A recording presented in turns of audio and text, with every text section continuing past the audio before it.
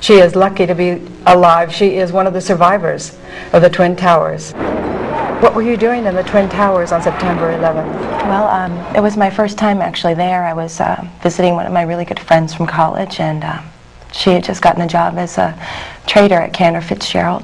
And we had breakfast at Wild Blue, you know, attached to Windows of the World. And really moments before, I had said my goodbyes to Stacy and headed down the elevator, and the elevator just started shaking a lot. And there was really, the sound was unbearable, and didn't really have any concept of what was happening. It just happened so fast that really didn't get a chance to analyze it too much at that moment. But when did you first realize there was an airplane that had crashed into the building? Not until later after I was revived. There was a lot of debris and kind of scratched and clawed my way out. You know, it was covered in soot and things. There was a man in the elevator with me, and he didn't make it out.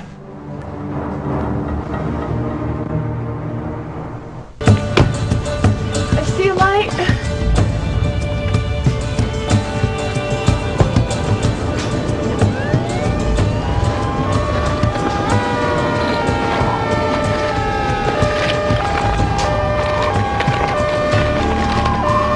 With the help of some paramedics and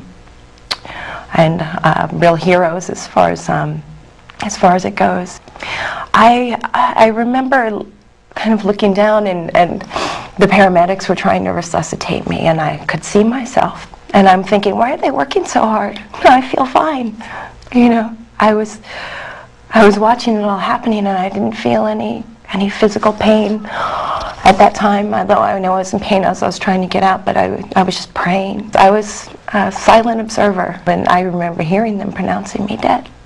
You know, she's gone. I didn't feel much of anything other than just kind of peace, and as I kind of felt my, I guess, more ethereal, or my spirit going and watching this all happen, and them working so hard, and me not being in pain, and then I felt a lot of light and love around me. Also, you know, my grandparents who had passed when I was young. I saw them, and it was almost like I was coming home. And there was an angel, and I felt very small next to him. You know, it seemed I had no sense of time or real space. It was really strange and beautiful. You know, it was just a real feeling of peace and universal love. It was just warm. I remember saying, Lord, if I'm here, if you want me, take me. And it seemed as if no sooner than that he was sending me back and you know, leading me into service there. And I was surrounded by spirits of those that I love, and I felt so safe. And when I came back into my body, it was how can I say, it was like I was plunged into a pool of ice.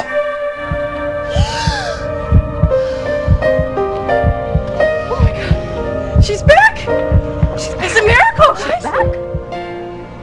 For moments, know where I was or really how I got there, and it was, I didn't necessarily want to be back at that moment. I feel really blessed and fortunate, and I think that, you know, I'm just trying to share that with others and see how I can help. I know that it wasn't my time, and I know that now. I'm not afraid of death at all anymore. You know, thinking about it before and seeing others that had gone before me, but now I have a sense of peace in knowing, you know, or at least getting a glimpse of the feeling of, you know, what they're experiencing, but there's so much to do here. So many women lost their husbands, and so many children lost their parents. And well, that's you know, everybody needs some comfort. The people who survived, we have a lot to be thankful for, and I hope that, you know, I feel good about being able to help those that did survive, because there's so much grief, and, you know, but there were so many miracles that happened that day too.